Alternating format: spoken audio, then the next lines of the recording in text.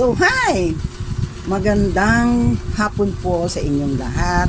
Ako po si DAISYDIWATAGARCIA and medyo sensitive po yung topic na ating pag-uusapan ngayon. Welcome to DAISYDIWATAGARCIA's YouTube channel. So, magandang hapon po. So, ang topic po natin ngayon ay napaka-importante po sa buong mundo, sa ating pong lahat. Napakalaking conflict po ito na halos nakaka-apekto po sa buong mundo. Ito po ay ang Russian at Ukrainian war na nangyayari sa pangkasalukuyan.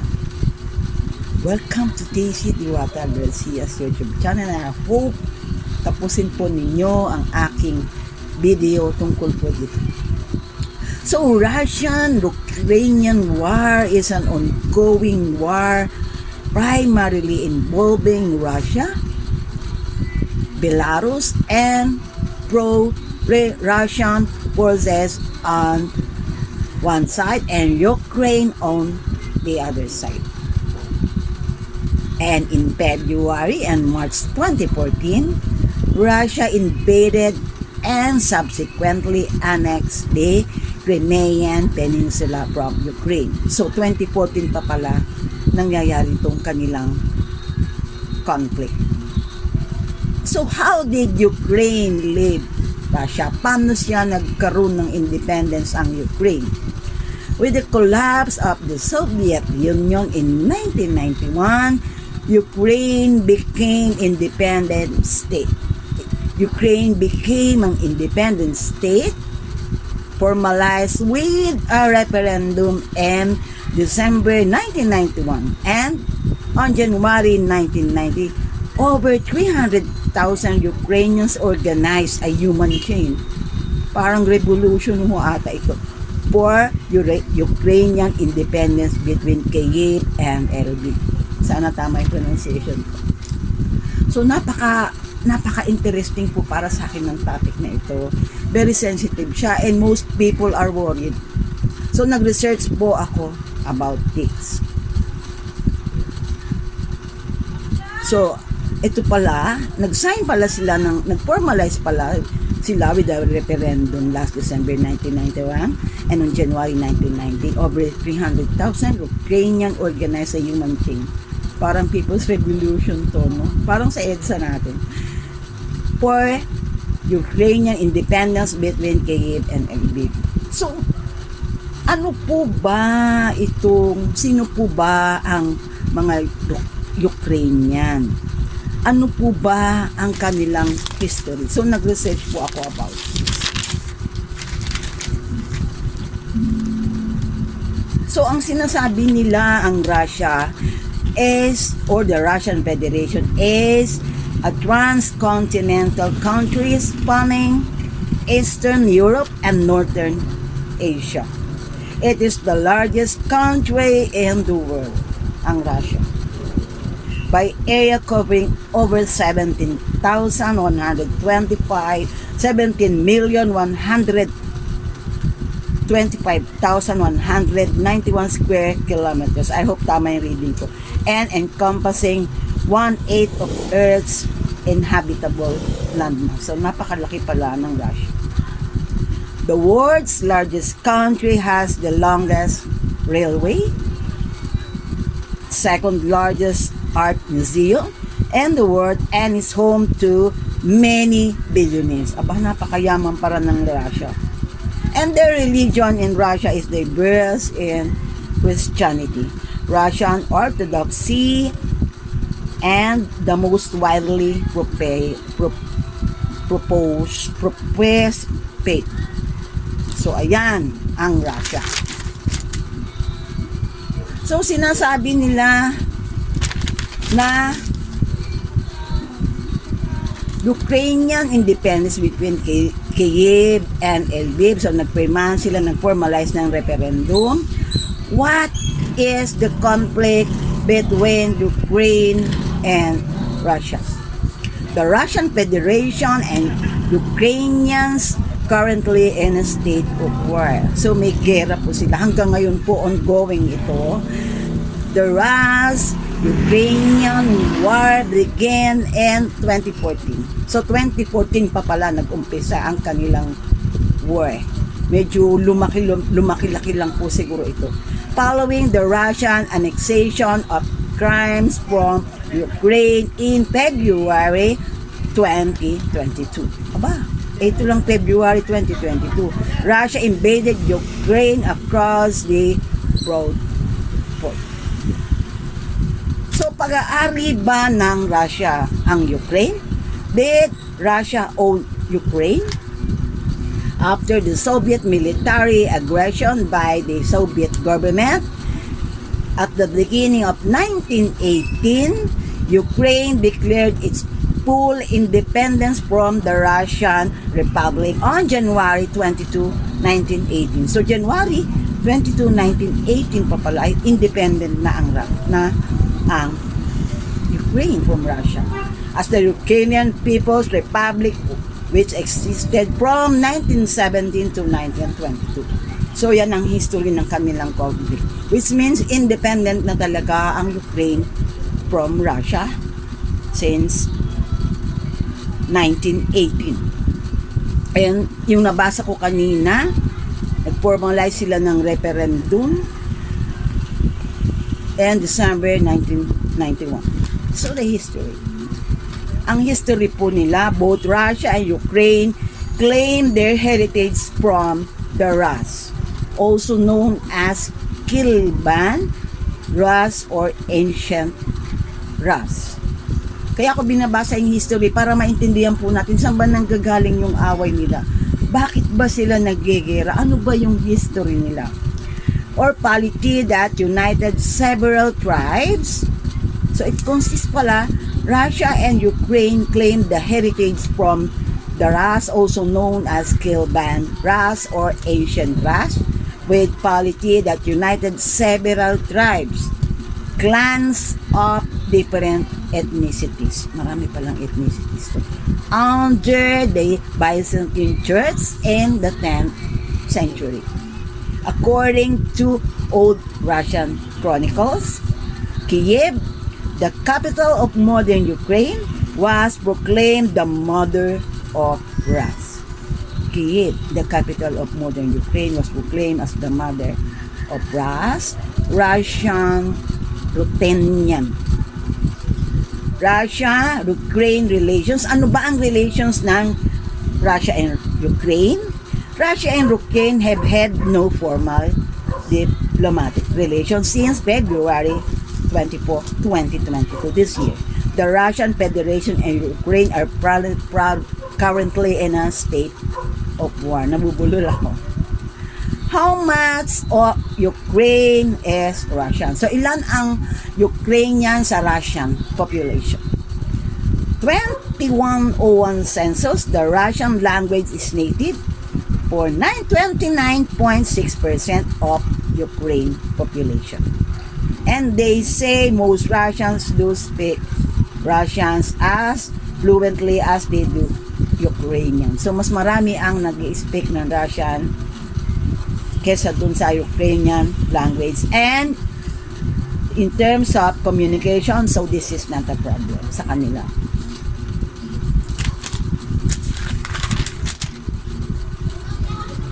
And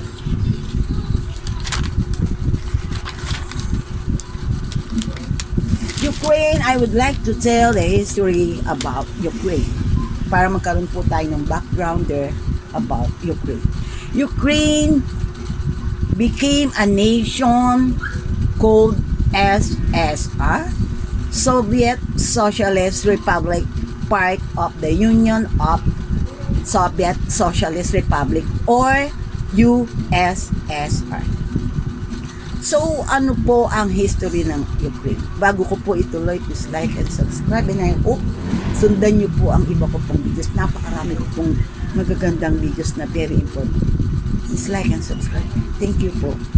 History of Ukraine, prehistoric Ukrainian as part of the Pontic state, played an important role in Eurasian cultural contacts, including the special spread of the Chalcolithic, ang hirap basahin, Chalcolithic, the Bronze Age, in the European expansion and the domestication of the horse.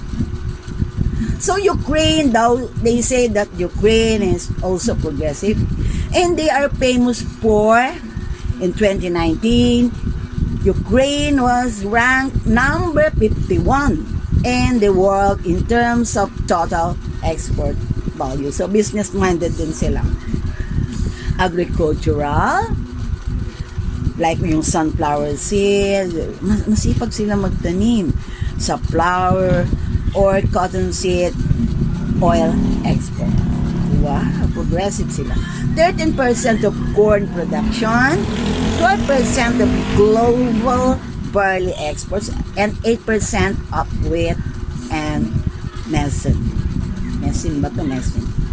So, ang borderland, frontier, region, border territories of Kiban, race, religion, diverse, measure of population adhering to Christianity.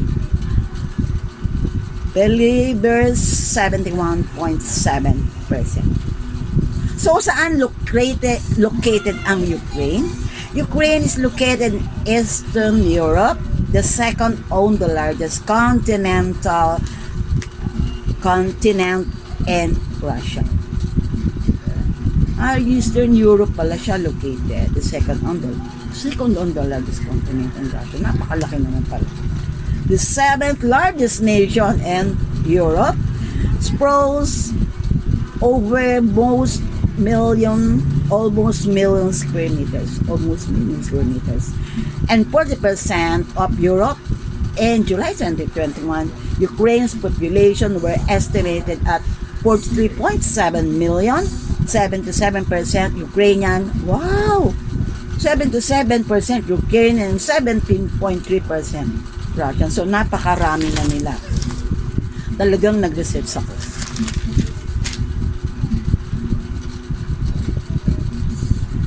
So, ang latest po, I would like to share with you the latest. So, tinignan ko po yung mga updates. In Inquirer, so ang sabi nila, so both Russia and Ukraine claim their heritage nga from the Rus. Both sila nagkiklaim na heritage from the Rus or Kilba. So in Inquirer, that was 13 hours ago, swings return to Wall Street. I will share with you the updates on the Russian and Ukraine war. Swings return to Wall Street, oil up after Russia sanctions. After the Russia was sanctioned, markets quivered amid worries about oil prices. High oil prices will go and how badly the global economy will get hit. And the U.S. and allies of the financial pressure on Russia for its invasion of Ukraine. So nag-react na ang US and its allies sa Ukraine and nag-pressure sila dahil sa invasion na ginawa ng Russia sa Ukraine. So nagkaroon ng financial pressure. The S&P 500 was at 1.1% lower and the trading after Western this move are the weekend to black. Hirap magbalita. To black the US. And the US imposes a slew of sanctions on Russia over its invasion of Ukraine, targeting its central bank. So tinarget ng US and its allies ang central bank. Parang nagkaroon ng freeze. Major leaders and they blocked some Russian banks from a key global payment system. So nagka-problema sila ang Russia sa kanilang central bank. The US Treasury Department also announced new and powerful sanctions against Russia's central bank pag hindi pa nila tinigil ang kanilang invasion. And the Biden administration said Germany, France, UK, Italy, Japan, European Union, and others will join the US in hitting Russian central bank, which said Moscow Stock Exchange will remain closed Monday. Ayan ang latest. And February 77 in CNN, President Vladimir Putin lays out terms on Russian shells as Russian shells Ukraine city. Binobomba ang Ukraine city, killing 11 pa lang ang namamatay noon. European Union members have announced the new sanctions and assured Ukraine of more military support in the coming days. So, sinusuportahan ng UN ang Ukraine, and they assured Ukraine of support. President Vladimir Putin has put out condition on ending Russian offensive as his forces should shelled out Ukraine in Caribbean, killing at least 11 pa lang ang namamatay, at end date nito is February 27. Ukraine meanwhile has demanded retreat from the Russian forces and await talks between Kyiv and Mosumat, Belarus border. So according to NDTV, talks between the Ukraine and Russia lasted about 5 hours, and as they say, they discuss in detail all the items on the agenda. They found some common points on which they predict common positions can be found. So may pag-asa. According to this, Russian statement-owned news agency Sputnik has said, Mikhail Podolyak, advisor to the head of the Ukrainian president's office, confirmed that a second round of talks was discussed. This was February 27. The two sides identified a number of on which certain decisions, topics on which certain decisions have been outlined. So nag-outline sila ng topics and certain decisions to be talked about in order for them to have an opportunity to be implemented. The particular living for invitations on the responsive, what do you call it? Responsive capitals. And in Russia, so ano ang posisyon ng Philippines about this? And I also researched on this. Malacanang on Wednesday, the Philippines, Malacanang on Wednesday has said that ongoing conflict between Russia and Ukraine posed economic, trade, and human resource implications to the country and the Filipino people. Cabinet Secretary Carlo Nograles, also the acting presidential spokesperson, said President Rodrigo Duterte gave assurances that mitigating measures and contingency plan will be put in place as part of the government's proactive response to the Russia-Ukraine war. And I also saw one video, I don't know if it's true or it is latest, na our president has been on the plane and Russians are very respectful.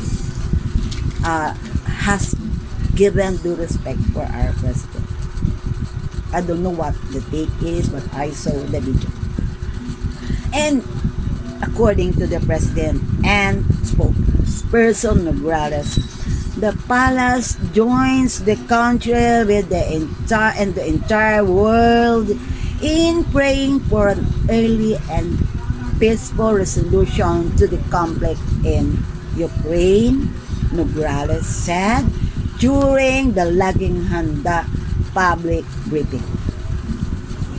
Nograles also said Duterte met with his cabinet members on Tuesday night along with the top officials of the AFP and the PNP and other high-ranking officials to discuss possible scenario and measures should the ongoing Russian-Ukrainian conflict continues and will escalate. So, nag-meeting ang Malacanang with the members to talk about ano ang pwede nating gawin, possible scenarios and measures na gagawin natin just in case magtuloy ang gera ng Russia at Ukraine. And I would like to share with you the latest Ukraine updates. 8 hours ago, that was March, US envoy thanks states that voted against Russia at UN. So, Linda Thomas Greenfield, U.S. ambassador to the UN, expressed gratitude for the 141 countries that voted in favor of the UN General Assembly resolution that condemns the Russian invasion of Ukraine. And in March 8, the date is March 8, the latest update, please like and subscribe. Ako po si DAISYDIWATAGARCIA on WhatsApp. Russian-Ukraine evacuations are ongoing and Sami. Defiant Zelensky is not afraid but warns Putin that if he will continue the attack, or he is saying a warning. And in Al Jazeera, humanitarian corridors and Moscow opened corridors to allow people to leave 5 Ukrainian cities. So, binuksan ang ibang cities para makalabas ang mga civilians na kailangang mag-fled to other areas na to a more safer place. 5 Ukrainian cities, Chernihiv, Kharkiv, Mariupol, and the capital Kyiv, as well as Sumy. Ukrainian Deputy Prime Minister Tyrone Berezhyuk, ang hirap magbasa, said on Tuesday that civilians will start leaving Sumy and Irpin, and earlier Russia had announced plans for another ceasefire. Sana matuloy na. And opening of humanitarian corridors to let civilians in besieged Ukrainian cities evacuate in the direction of their choice. So pinapayagan silang pumunta sa safer place, sa lugar na napili nila. This came after Ukraine rejected an earlier Russian plan that proposed evacuation of mostly to Russia and its ally Belarus. Yan. So it says that shelling major cities while fleeing. Habang umaalis yung mga civilians, Russian forces have launched hundreds of missiles. Oh my God. And artillery attacks, dropping powerful bombs in residential areas of Chernihiv, a city north of Kyiv.